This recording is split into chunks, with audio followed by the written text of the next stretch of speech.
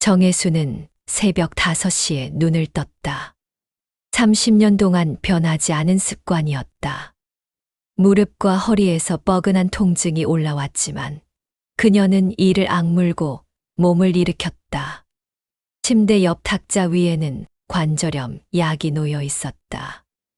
의사는 무리하지 말라고 했지만 꽃집은 새벽부터 준비해야 했다. 오늘은 장미 배송이 있는 날이지. 혼자 중얼거리며 옷을 갈아입었다. 거울 속 자신의 모습을 보니 머리카락은 하얗게 새었고 얼굴에는 세월의 흔적이 깊게 패여 있었다. 언제부터인가 거울 보는 것이 무서워졌다. 시간이 얼마나 빨리 지나갔는지를 확인하게 되기 때문이었다. 꽃집으로 향하는 골목길은 아직 어둠에 잠겨 있었다. 가로등 불빛 아래로 그녀의 그림자가 길게 늘어졌다. 30년 전 남편 병수와 함께 처음 이 길을 걸었을 때가 떠올랐다. 그때는 모든 것이 희망으로 가득했다. 작은 꽃집이지만 정성껏 운영하면 우석이를 대학까지 보낼 수 있을 거라고 믿었다. 여보, 우리 꼭 성공하자. 우석이한테 부끄럽지 않은 부모가 되자. 병수의 목소리가 아직도 귓가에 맴돌았다. 하지만 그는 우석이가 중학교에 올라가던 해 갑작스러운 심장마비로 세상을 떠났다. 그날 이후 혜수는 혼자서 꽃집을 지켜야 했다. 꽃집 문을 열자 익숙한 꽃향기가 코끝을 스쳤다. 이 향기만큼은 30년이 지나도 변하지 않았다. 장미, 백합, 거베라, 카네이션들이 어둠 속에서도 제 빛깔을 뽐내고 있었다. 혜수는 전등을 켜고 앞치마를 둘렀다. 물을 갈아주고 시든 꽃잎을 정리하는 일부터 시작했다. 예전에는 이런 일들이 전혀 힘들지 않았는데 요즘은 허리를 구부릴 때마다 아픈 소리가 절로 나왔다. 관절염이 심해지면서 손가락 마디도 붓곤 했다. 특히 비 오는 날이면 온몸이 쑤시고 아팠다. 할머니 오늘도 일찍 오셨네요. 옆 문방구 사장인 김 사장이 인사를 건넸다. 그는 혜순보다 10살 정도 젊었지만 항상 할머니라고 불렀다. 처음에는 기분이 나빴지만 이제는 익숙해졌다. 실제로 그녀는 곧 70이 되는 나이였다. 네, 오늘 장미 많이 들어와요. 졸업식 시즌이라 꽃다발 주문도 많고요. 몸 괜찮으세요? 요즘 많이 힘들어 보이시던데. 김 사장의 걱정 어린 목소리에 혜수는 괜찮다는 듯 손을 흔들었다. 하지만 실제로는 매일매일이 버거웠다. 아침에 일어나는 것부터 밤에 잠자리에 드는 것까지 모든 일상이 고통스러웠다. 오전 9시 장미 배송업체에서 연락이 왔다. 빨간 장미 200송이와 흰 장미 150송이가 도착한다는 것이었다. 혜수는 혼자서 그 많은 장미를 정리해야 했다. 예전에는 아르바이트생을 두기도 했지만 요즘은 인건비가 부담스러워 혼자 모든 일을 처리했다. 트럭에서 장미를 내리는 일부터 쉽지 않았다. 무거운 박스를 들 때마다 허리에서 찌릿한 통증이 올라왔다. 배송기사는 미안해하며 도와주려 했지만 혜수는 괜찮다며 혼자 처리했다. 남에게 폐를 끼치는 것이 싫었다. 장미를 하나하나 정리하면서 혜수는 문득 우석이 생각이 났다. 며칠 전에 전화를 받았을 때 목소리가 피곤해 보였다. 회사 일이 힘들다고 했다. 며느리 지연은 둘째 아이를 임신한 상태였고 첫째 아이 돌보기도 만만치 않다고 했다. 엄마도 이제 나이가 있으신데 꽃집 일 그만하고 쉬시지 그러세요. 우석이가 가끔 그런 말을 했다. 하지만 혜순에게는 이 꽃집이 전부였다. 남편과 함께 일군 터전이고 우석이를 키운 생활의 터전이었다. 무엇보다 손님들이 꽃을 사가며 웃는 모습을 볼 때 그녀는 살아있음을 느꼈다. 점심시간이 되자 단골 손님인 박 여사가 찾아왔다. 매주 목요일마다 백합을 사가는 분이었다. 돌아가신 남편 제사상에 올릴 꽃이라고 했다. 사장님, 오늘 백합이 참 예쁘네요. 우리 영감이 백합을 참 좋아했거든요. 그럼요. 오늘 새로 들어온 거예요. 신선하고 향도 좋아요. 혜수는 정성껏 백합을 골라 꽃다발로 만들어드렸다. 박 여사가 돈을 내며 사장님 덕분에 영감한테 좋은 꽃을 계속 가져다 드릴 수 있어요. 라고 말했을 때 혜순의 가슴이 뭉클해졌다. 이런 순간들이 있기에 힘든 일상을 견딜 수 있었다. 꽃을 통해 누군가의 슬픔을 위로하고 기쁨을 함께 나눌 수 있다는 것. 그것이 혜순이 30년간 꽃집을 지켜온 이유였다. 오후 3시쯤 허리 통증이 심해져서 잠깐 의자에 앉아 쉬고 있을 때 우석이에게서 전화가 왔다. 엄마, 지연이가 곧 출산 예정인데 혹시 시간 되시면 집에 와서 좀 도와주실 수 있을까요? 첫째, 아이 돌보는 것도 힘들고 집안일도 많아서요. 혜수는 잠깐 망설였다. 꽃집을 비울 수는 없었다. 하지만 아들의 부탁을 거절하기는 어려웠다. 며칠 정도면 될까? 글쎄요, 한 달 정도? 지연이가 회복할 때까지만요. 엄마 아니면 누가 도와주겠어요? 한 달. 꽃집을 한 달이나 비운다는 것은 상상도 할 수 없는 일이었다. 하지만 아들의 목소리에는 간절함이 묻어 있었다. 꽃집은 어떻게 하니? 엄마, 이 나이에 무슨 꽃집이에요? 이제 좀 쉬시지 그러세요. 손주들도 보고 싶으시잖아요. 혜수는 한숨을 내쉬었다. 손주들을 보고 싶은 것은 사실이었다. 특히 첫째 아이인 민준이가 할머니를 찾을 때마다 마음이 아팠다. 알겠다. 내일 정리하고 갈게. 전화를 끊고 나서 혜수는 꽃집을 둘러보았다. 30년간 함께 해온 공간이었다. 이곳을 떠나 아들 집에서 며느리와 손주들을 돌보는 일. 분명 보람될 것이라고 스스로를 달랬다. 그날 저녁 혜수는 평소보다 더 정성스럽게 꽃들을 정리했다. 한 달 동안 비울 생각을 하니 마음이 무거웠다. 하지만 가족이 필요로 한다면 기꺼이 희생할 수 있다고 생각했다. 그것이 어머니로서의 도리라고 믿었다. 꽃집 문을 닫으면서 혜수는 작은 기도를 올렸다. 한 달 후에는 다시 이곳으로 돌아와 꽃향기와 함께 하루를 시작할 수 있기를 바라면서 우석이 집으로 이사 온 첫날 혜수는 현관문을 열며 낯선 공기를 들이마셨다. 30년간 살던 꽃집 위 작은 방과는 전혀 다른 넓은 거실, 깔끔하게 정리된 주방, 그리고 아직 아기 용품들로 가득한 방들. 모든 것이 새롭고 어색했다. 어머니, 오셨어요? 짐은 제가 들어드릴게요. 며느리 지연이 불러 몸으로 나와 인사했다. 임신 8개월에 배가 많이 불러 있었다. 얼굴도 많이 붓고 걸음걸이도 조심스러워 보였다. 혜수는 며느리를 보며 마음이 짠해졌다. 자신도 우석이를 임신했을 때 이렇게 힘들었던 기억이 났다. 고생이 많구나. 내가 와서 도와줄게. 정말 감사해요. 첫째, 아이 챙기는 것도 힘들고 집안일도 손이 많이 가서요. 민준이가 학교에서 돌아와 할머니를 보자 달려와 안겼다. 7살이 된 손자를 품에 안으니 마음이 따뜻해졌다. 이런 순간을 위해서라면 꽃집을 잠시 비우는 것도 괜찮다고 생각했다. 할머니, 우리 집에 살 거예요? 응. 잠깐 동안. 민준이 동생 태어나면 할머니가 도와줄게. 와, 좋아요. 할머니가 맛있는 거 많이 해주세요. 첫 며칠은 순조로웠다. 혜수는 이른 아침에 일어나 아침 식사를 준비하고 민준이를 학교에 보냈다.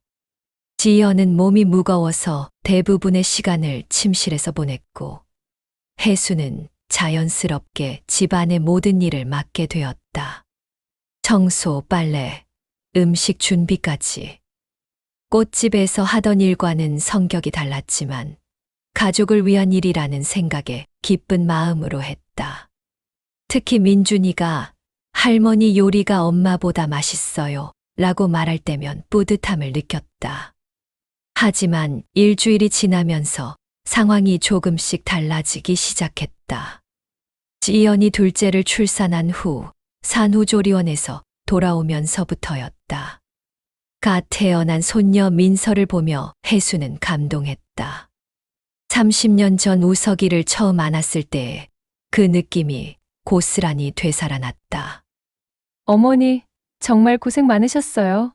이제 좀 편하게 쉬세요.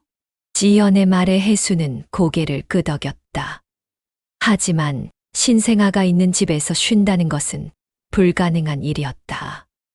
민서는 밤낮을 가리지 않고 울었고 지연은 모유수유와 회복으로 지쳐 있었다. 자연스럽게 혜순이 아이를 돌보는 시간이 많아졌다. 엄마, 민서 좀 봐주세요. 제가 좀 쉬어야겠어요. 그래, 내가 볼게. 밤에 아이가 울 때도 혜순이 일어났다. 70을 바라보는 나이에 신생아를 돌보는 일은 생각보다 훨씬 힘들었다. 허리와 무릎이 아파서 밤중에 일어나기가 쉽지 않았지만 지연이 회복해야 한다는 생각에 참았다. 낮에는 민준이 학교에서 돌아오면 또 다른 일과가 시작되었다. 숙제 봐주기, 학원 데려다 주기, 간식 준비하기. 혜수는 자신도 모르는 사이에 집안의 모든 일을 혼자 처리하고 있었다. 할머니, 목 말라요. 할머니, 배고파요. 할머니, 이거 어떻게 해요? 끊임없이 이어지는 요구들. 예전 같으면 귀엽다고 느꼈을 텐데 요즘은 조금씩 지쳐갔다. 특히 지연이 회복되면서부터는 상황이 더 복잡해졌다. 어머니, 청소할 때 이 부분도 좀 더 신경 써주세요. 아이들이 있어서 깨끗해야 하거든요. 처음에는 당연한 말이라고 생각했다. 하지만 점점 지연의 지적이 잦아졌다. 이 음식은 너무 짜지 않아요? 민준이가 싱겁게 먹어야 하는데 빨래할 때 아기 옷은 따로 해주세요. 피부가 예민해서요. 어머니, 아기 분유 탈 때 온도를 정확히 맞춰주세요. 너무 뜨거우면 안 돼요. 하나하나 합리적인 요구 같았다. 하지만 혜수는 점점 자신이 며느리의 부하 직원이 된 것 같은 기분이 들었다. 감사의 말보다는 지적과 요구가 더 많아졌다. 우석도 퇴근 후에는 피곤하다며 소파에 누워 TV만 보았다. 아이들이 울어도 집안이 어수선해도 크게 신경 쓰지 않았다. 모든 것을 혜순이 알아서 처리할 것이라고 생각하는 것 같았다. 엄마, 수고 많으세요. 엄마, 덕분에 우리가 편하게 지내고 있어요. 가끔 우석이 그렇게 말하긴 했지만 그 말 속에는 진정한 고마움보다는 당연시하는 뉘앙스가 더 강했다. 마치 혜순이 이런 일을 하는 것이 자연스럽고 당연한 일이라고 여기는 것 같았다. 한 달이 지나도록 꽃집에 가보지 못했다. 가끔 문방구 김 사장에게서 전화가 오면 마음이 무거워졌다. 할머니 꽃집 언제 다시 여세요? 단골 손님들이 계속 찾아와요.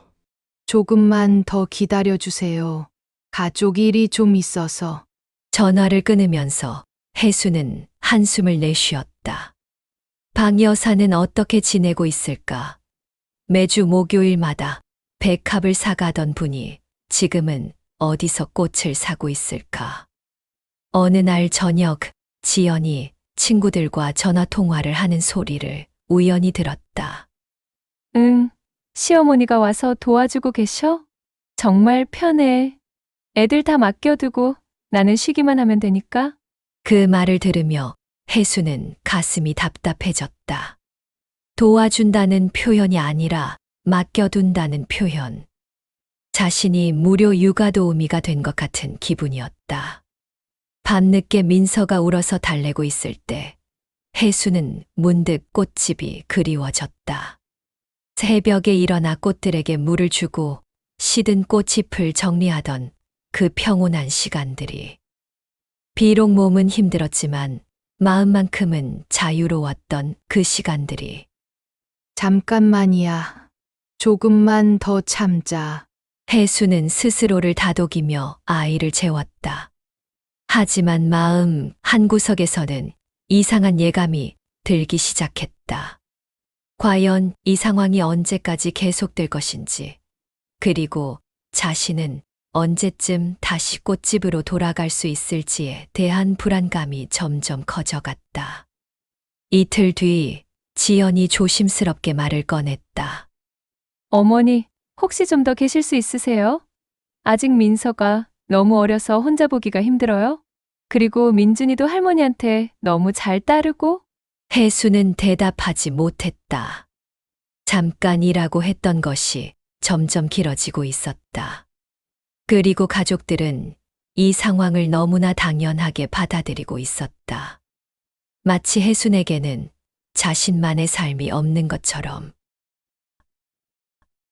토요일 아침 혜수는 평소보다 일찍 일어나 음식 준비를 시작했다. 지연이 어젯밤에 알려준 대로 친정 가족들이 민서를 보러 온다고 했다. 장인어른, 장모님, 그리고 지연의 언니 가족까지. 총 8명의 손님을 맞이해야 했다. 어머니, 오늘 정말 고생 많으시겠어요. 제가 도와드릴게요. 지연이 부엌으로 와서 말했지만 민서를 안고 있어서 실질적으로 도움이 되지는 않았다. 혜수는 혼자서 전을 부치고 나물을 무치고 국을 끓였다. 허리가 아파서 중간중간 허리를 펴야 했지만 손님 받을 준비는 해야 했다. 엄마, 부침개 좀 더 바삭하게 해주세요. 장모님이 바삭한 걸 좋아하시거든요. 우석의 말에 혜수는 속으로 한숨을 내쉬었다. 30년 넘게 요리해온 자신에게 요리법을 지적하다니. 하지만 손님을 위한 일이라 생각하며 참았다. 오전 11시 지연의 가족들이 도착했다. 장인어른은 점잖으셨고 장모님은 손녀를 보자마자 환하게 웃으셨다. 지연의 언니는 남편과 두 아이를 데리고 왔다. 아이고 사돈 수고 많으세요. 도와드리지도 않고 대접만 받아서 어떡해요. 장모님의 인사에 혜수는 괜찮다며 웃었다. 하지만 그 순간부터 혜순의 진짜 고생이 시작되었다. 민서를 안고 있던 지연은 자연스럽게 자리에 앉아 가족들과 대화에 몰입했다. 민준이와 사촌 아이들은 집안을 뛰어다니며 소란을 피웠다. 혜수는 혼자서 음료를 내오고 과일을 깎고 아이들이 흘린 것을 치우느라 분주했다. 혜순이 아이들을 달래는 동안 어른들은 편안히 앉아 민서 이야기에 꽃을 피웠다. 우리 민서 정말 이쁘게 생겼어. 지연이 닮아서 그런가? 그런데 밤에 많이 울죠? 지연이가 많이 힘들 텐데. 다행히 시어머니가 계셔서 많이 도와주세요. 밤에 아이가 울어도 어머니가 봐주시거든요. 지연의 말에 모든 시선이 혜순에게 쏠렸다. 혜순은 어색하게 웃으며 당연한 일이라고 말했다. 하지만 속으로는 씁쓸함이 올라왔다. 마치 자신의 노고를 자랑거리로 사용하는 것 같았다. 점심시간이 되자 상황은 더욱 복잡해졌다. 혜수는 혼자서 8명분의 식사를 준비해야 했다. 밥을 짓고 찌개를 끓이고 반찬을 준비하느라 부엌에서 나올 틈이 없었다. 어머니, 물 좀 갖다 주세요. 할머니, 배고파요? 어머니, 민서 기저귀 갈아줘야 할 것 같은데요. 끊임없이 이어지는 요청들. 혜수는 마치 호텔 직원이 된 기분이었다. 모든 사람이 편안히 앉아 있는 동안 자신만 혼자 뛰어다니고 있었다. 식사 중에도 혜수는 편히 앉을 수 없었다. 밥을 더 갖다 주고 반찬을 리필하고 아이들이 흘린 것을 닦아내느라 바빴다. 역시 어머니 손맛이 좋으시네요. 지연이가 복 많은 거죠. 장모님의 칭찬에 혜수는 겸손하게 웃었다. 하지만 그 순간 지연이 한 말이 가슴에 와 닿았다. 네. 정말 다행이에요. 어머니가 안 계시면 어떻게 했을까요? 요리부터 청소, 애들 돌보는 것까지 다 해주시니까 저는 정말 편해요. 그 말 속에는 감사함보다는 당연함이 묻어 있었다. 마치 혜순이 이런 일을 하는 것이 의무인 양 말하는 것 같았다. 오후 내내 손님들은 거실에서 담소를 나누었다. 혜수는 설거지를 하고 아이들 간식을 준비하고 민서가 울면 달래주느라 쉴 틈이 없었다. 70에 가까운 나이에 이 모든 일을 혼자 처리하는 것은 정말 힘들었다. 저녁 무렵 손님들이 돌아갈 준비를 할 때쯤 혜수는 겨우 잠깐 앉을 수 있었다. 허리와 다리가 아파서 제대로 서 있기도 힘들었다. 사돈, 정말 고생 많으셨어요. 지연이가 좋은 시어머니 만나서 복 많은 거예요. 장모님이 떠나면서 그렇게 말씀하셨다. 혜수는 웃으며 인사를 나눴지만 마음 한구석은 복잡했다. 손님들이 떠나고 난 후 지연은 피곤하다며 민서와 함께 침실로 들어갔다. 우석은 TV를 켜고 소파에 누웠다.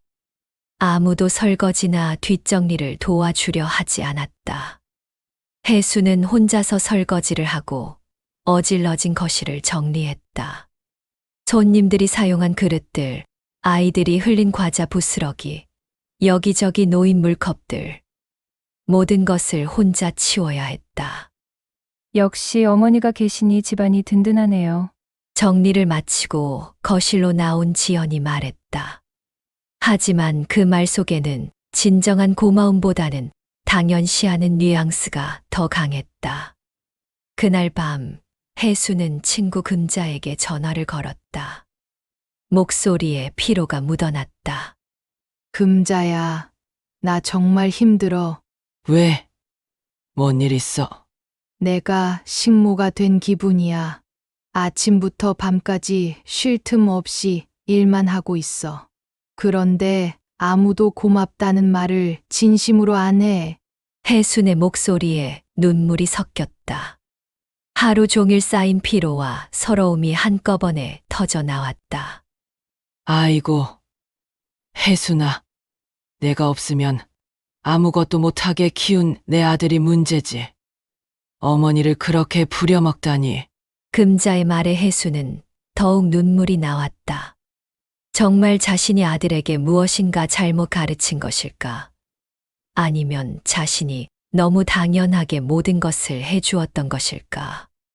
잠깐만 도와달라고 해서 온 건데, 이제는 언제 끝날지도 모르겠어. 꽃집은 언제 다시 열 수 있을지.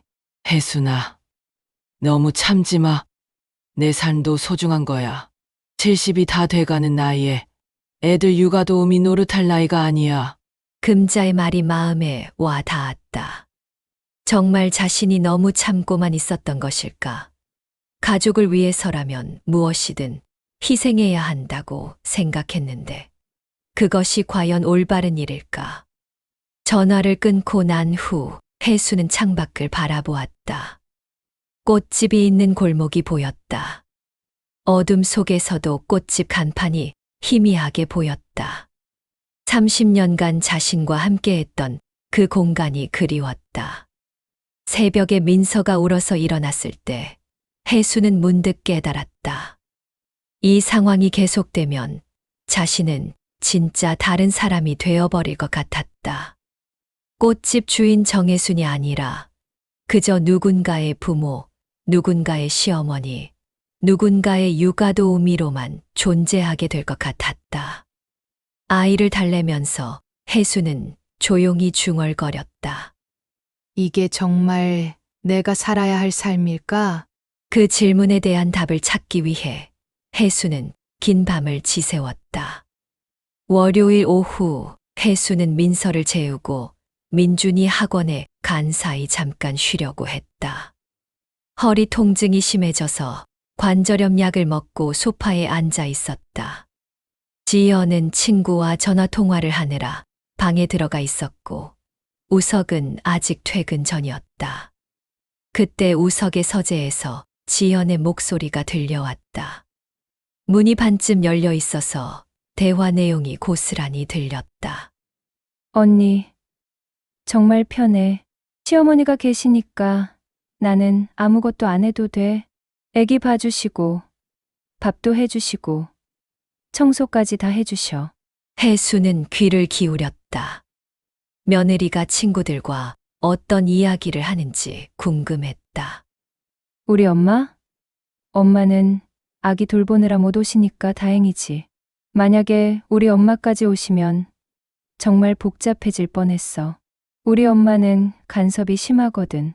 그런데 시어머니는 그냥 알아서 다 해주시잖아. 혜순의 가슴에 뭔가가 꽂히는 느낌이었다. 자신은 간섭하지 않고 일만 해주니까 편하다는 뜻이었다. 마치 자신을 가정부 정도로 여기는 것 같았다. 그래, 맞아. 우리 시어머니는 정말 순하셔. 뭐라고 해도 잘 안 화내시고 시키는 대로 다 해주시니까 정말 좋아. 다른 집 시어머니들은 참견도 많다던데.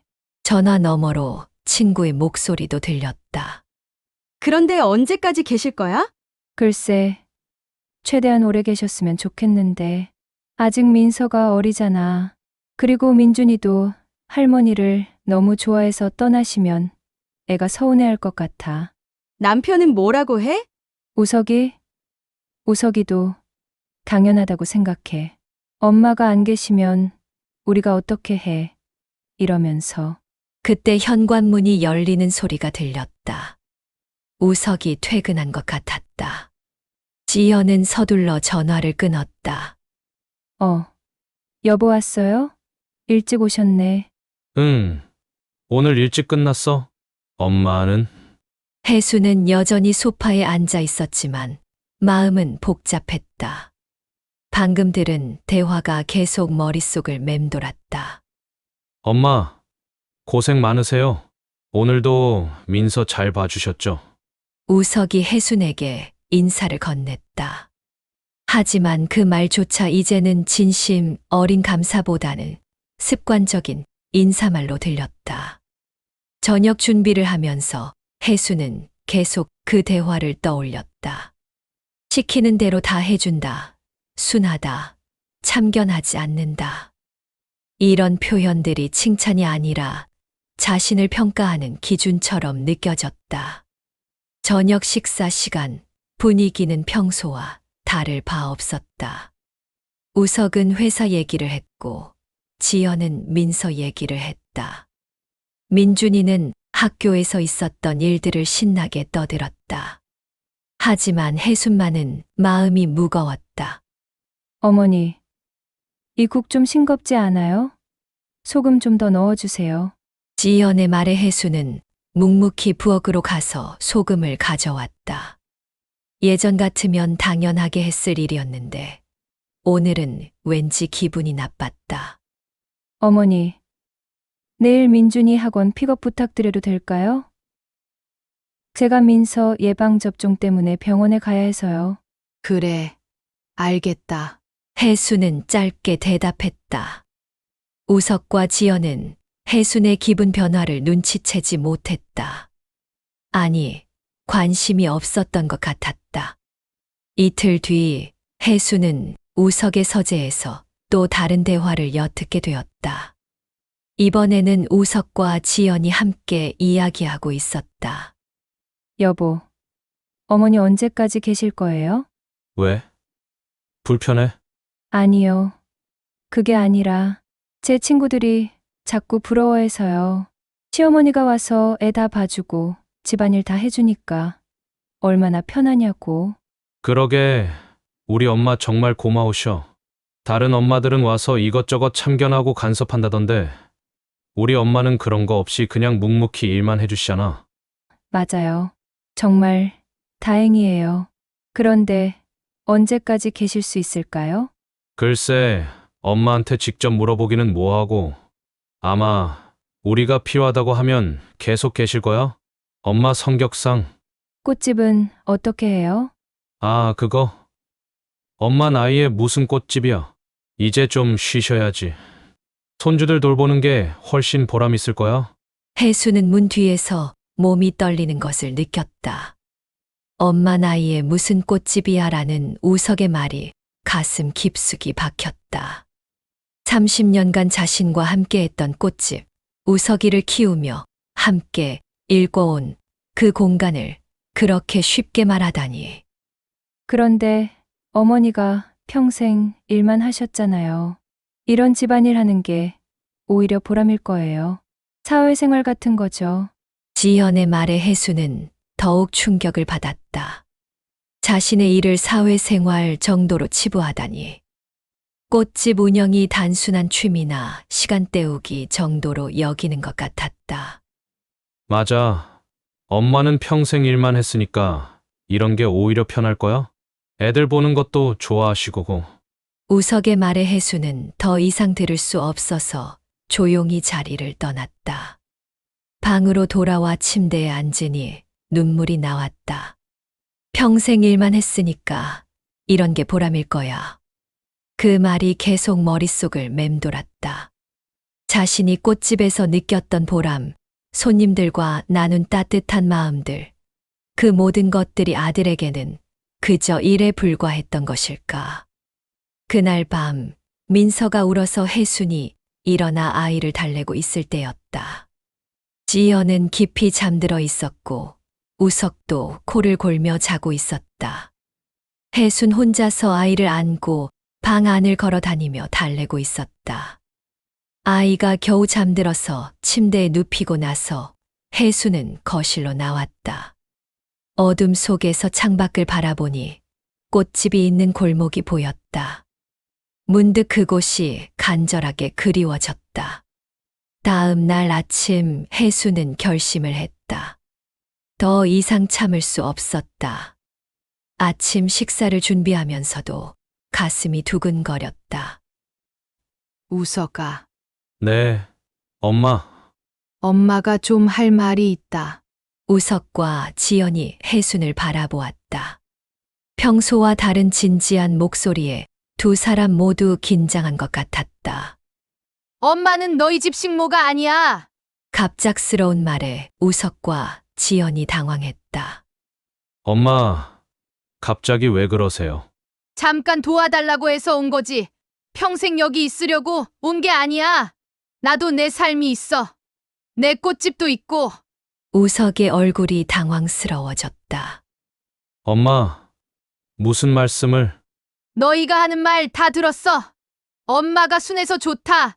시키는 대로 다 해준다. 참견 안 해서 좋다. 이런 말들 말이야. 지연의 얼굴이 빨갛게 달아올랐다. 어머니, 그게 아니에요.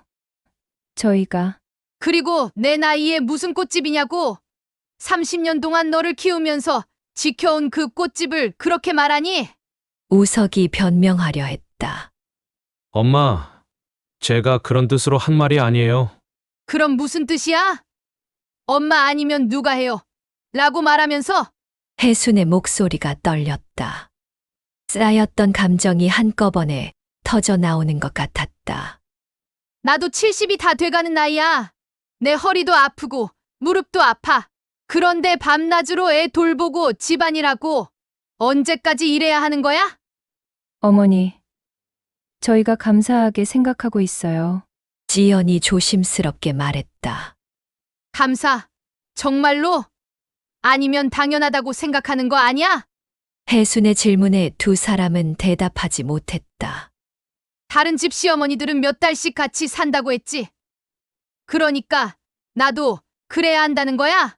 어머니, 그게 아니라 됐어. 나 이제 그만 가겠다. 혜순은 자리에서 일어났다. 있었다. 우석과 지연이 당황하며 붙잡았다. 엄마, 진정하세요. 어머니, 저희가 잘못했어요. 다시 생각해 보세요. 하지만 혜순의 마음은 이미 정해져 있었다. 내 삶도 소중해. 내가 하고 싶은 일도 있고, 내가 돌봐야 할 것들도 있어. 더 이상 여기서 식모 노릇할 수 없어. 혜순은 방으로 들어가 짐을 싸기 시작했다. 30년간 억눌러 왔던 감정이 드디어 폭발한 순간이었다. 혜순이 짐을 싸는 소리에 집 안이 술렁였다. 옷장에서 옷가지들을 꺼내 가방에 넣는 혜순의 손은 떨리고 있었지만 결심은 확고했다. 30년 만에 처음으로 자신을 위한 선택을 하는 순간이었다. 엄마, 진정하고 대화해요. 우석이 방문 앞에서 애원하듯 말했다. 지현도 민서를 안고 뒤에 서 있었다. 두 사람의 얼굴에는 당황과 걱정이 뒤섞여 있었다. 나 이미 충분히 생각했어. 더 이상 대화할 것도 없고. 혜수는 화장대에서 자신의 물건들을 챙기며 단호하게 말했다. 평생 사용해온 빗, 화장품, 남편의 사진이 든 지갑까지. 하나하나가 자신의 삶의 흔적이었다. 어머니, 저희가 정말 잘못했어요. 다시 생각해 주세요. 지연이 울먹이는 목소리로 말했다. 하지만 혜순의 마음은 이미 바뀌지 않을 것 같았다. 잘못했다고? 뭘 잘못했는지 알아? 혜순이 짐 싸는 손을 멈추고 두 사람을 바라보았다. 저희가 어머니를 당연하게 생각했어요. 감사함을 제대로 표현하지 못했고. 지연의 말에 혜순은 쓴웃음을 지었다. 감사함을 표현 안 한 게 문제가 아니야. 나를 사람이 아니라 기계로 본 게 문제지. 밤낮 없이 돌려도 되는 기계. 우석이 다가와 혜순의 손을 잡으려 했다. 엄마, 그런 게 아니에요. 엄마가 너무 잘해주시니까. 그래, 내가 너무 잘해줬나 보다. 너를 키우면서도, 지금도. 혜순은 우석의 손을 뿌리치며 다시 짐을 쌌다. 그때 현관문이 열리며 민준이가 학원에서 돌아왔다. 할머니, 뭐 해요? 여행 가세요? 천진난만한 손자의 질문에 혜순의 마음이 흔들렸다. 민준이만은 진심으로 할머니를 좋아해줬다. 하지만 그것 때문에 자신의 삶을 포기할 수는 없었다. 할머니 집에 가야 해. 언제 다시 와요? 민준이의 질문에 혜수는 대답할 수 없었다. 언제 다시 올지, 아니 다시 올 수나 있을지 확신할 수 없었다. 민준아, 할머니가 해줄 말이 있어. 할머니도 할머니만의 일이 있단다. 꽃들을 돌봐야 하고 할머니를 찾는 사람들이 있어. 꽃집이요? 할머니 꽃집 가고 싶어요. 민준이의 말에 혜수는 눈물이 났다. 손자는 자신의 일을 이해해 주는데 정작 아들은 그러지 못했다. 나중에 기회가 되면 할머니 꽃집 구경 오렴. 짐을 다 싼 혜수는 가방을 들었다. 생각보다 가벼워서 놀랐다. 2달 동안 이곳에서 살았지만 정작 자신의 것은 많지 않았다. 대부분의 시간을 다른 사람들을 위해 보냈기 때문이었다. 엄마, 정말 가시는 거예요? 우석의 목소리에는 믿을 수 없다는 듯한 어조가 묻어 있었다. 평생 자신의 요구를 거절한 적 없는 엄마가 이렇게 나간다는 것이 이해가 안 되는 것 같았다. 그래, 나도 내 삶을 살아야겠어. 혜수는 현관으로 향했다. 뒤에서 지연이 따라왔다. 어머니, 그럼 언제 다시 뵐 수 있을까요? 민서도 할머니가 필요하고 민준이도. 민서는 엄마가 키우는 거야. 그게 맞는 거야. 그리고 민준이는 가끔 할머니 꽃집에 놀러 오면 돼. 혜수는 신발을 신었다. 평소보다 무거운 발걸음이었지만 마음만큼은 가벼웠다. 엄마 아니면 누가 해요? 우석이 마지막으로 던진 말에 혜수는 돌아보았다. 너희가 하는 거지. 어른이잖아.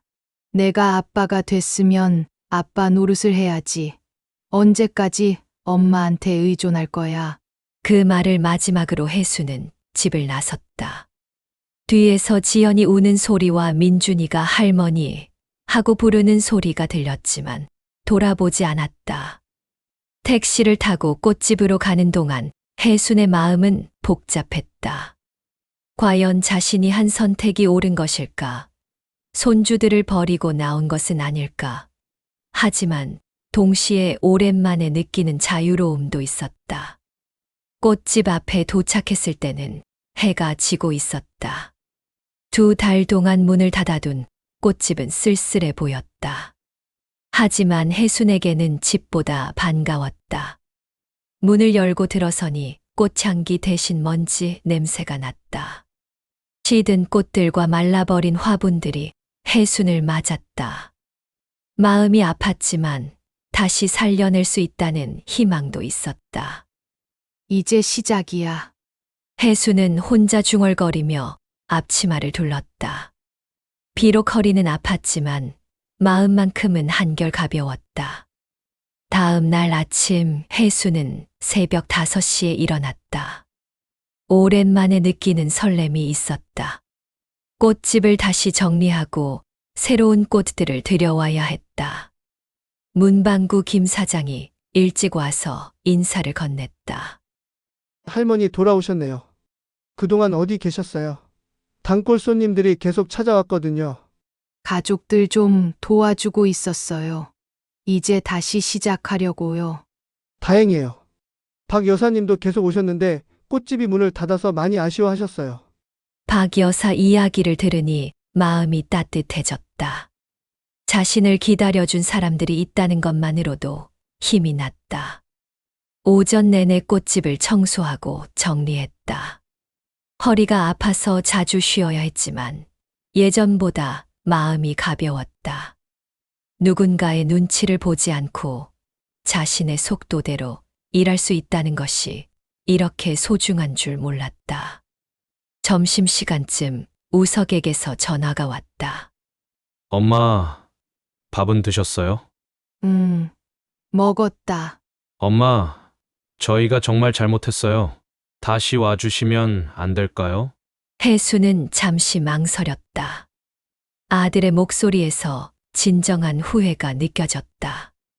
하지만 돌아가면 또 똑같은 일이 반복될 것 같았다. 우석아, 엄마도 이제 70이야. 남은 시간이 얼마 없어. 그 시간을 어떻게 살지는 엄마가 정할 거야. 엄마, 너희도 이제 혼자 해봐. 처음에는 힘들겠지만 그게 정상이야. 부모가 평생 해주는 게 아니야. 전화를 끊고 나서 혜수는 창밖을 바라보았다. 거리를 지나가는 사람들, 각자의 삶을 살아가는 사람들.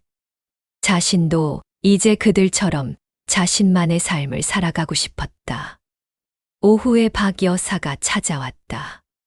사장님, 그동안 어디 계셨어요? 많이 보고 싶었어요. 죄송해요. 가족 일로 잠시 자리를 비웠어요. 그럼 이제 계속 계실 거죠? 다른 곳에서 꽃을 사봤는데 역시 사장님 꽃이 제일 좋더라고요. 박 여사의 말에 혜수는 미소를 지었다. 자신이 필요한 곳이 여기라는 것을 다시 한번 확인했다. 네, 이제 계속 있을 거예요. 오늘 백합 좀 예쁜 걸로 골라드릴게요. 꽃다발을 만들어드리면서 혜수는 자신이 얼마나 이 일을 사랑하는지 다시 깨달았다. 누군가의 슬픔을 위로하고 기쁨을 함께 나누는 일. 이것이 바로 자신이 해야 할 일이었다. 저녁이 되어 꽃집 정리를 마치고 나서 혜수는 작은 의자에 앉아 하루를 되돌아보았다. 몸은 피곤했지만 마음은 충만했다. 이제부터는 나를 위해서도 살아야지. 혜수는 스스로에게 속삭였다. 손주들을 사랑하지만 더 이상 무조건적인 희생은 하지 않겠다고 다짐했다. 가족을 사랑하는 것과 자신을 잃어버리는 것은 다른 문제였다. 70세를 앞둔 노년의 꽃집 주인 정혜수는 그렇게 늦은 독립을 시작했다. 비록 늦었지만 아직 늦지 않았다는 희망을 품고 꽃들이 계절마다 다시 피어나듯이 자신의 삶도 다시 꽃 피울 수 있다는 믿음을 가지고 며칠 후 민준이가 우석과 함께 꽃집에 찾아왔다.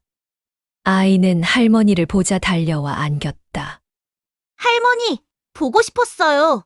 할머니도 민준이 보고 싶었어. 우석은 어색해하며 꽃집 안을 둘러보았다. 어릴 때 자주 왔던 곳이지만 이제는 낯선 공간처럼 느껴지는 것 같았다. 엄마, 꽃집 많이 예뻐졌네요. 그래. 엄마가 정성껏 꾸몄거든. 엄마, 저희가 정말 잘못했어요. 엄마를 너무 당연하게 생각했어요. 우석의 진심 어린 사과에 혜수는 마음이 누그러졌다. 하지만 돌아갈 생각은 없었다. 우석아, 엄마는 여기서 행복해. 이해해줘. 네, 알겠어요. 대신 자주 뵐 수 있죠? 물론이지. 민준이도 자주 와서 할머니 도와주고. 그날 이후로 혜순의 일상은 달라졌다. 자신의 시간에 맞춰 살고 자신이 원하는 일을 하고 자신을 필요로 하는 사람들과 시간을 보냈다. 가족과의 관계도 이전보다 건강해졌다. 서로를 당연시하지 않고 만날 때마다 소중히 여기게 되었다. 정혜순의 늦은 독립은 그렇게 시작되었다. 나이는 숫자에 불과하고 언제든 새로운 시작을 할 수 있다는 것을 보여주며 긴 이야기 들어주셔서 감사합니다. 더 자주 이야기를 들려드릴 수 있도록 구독과 좋아요 부탁드릴게요. 그리고 댓글로 여러분의 생각도 남겨주세요. 오늘도 행복한 하루 되시길 바래요.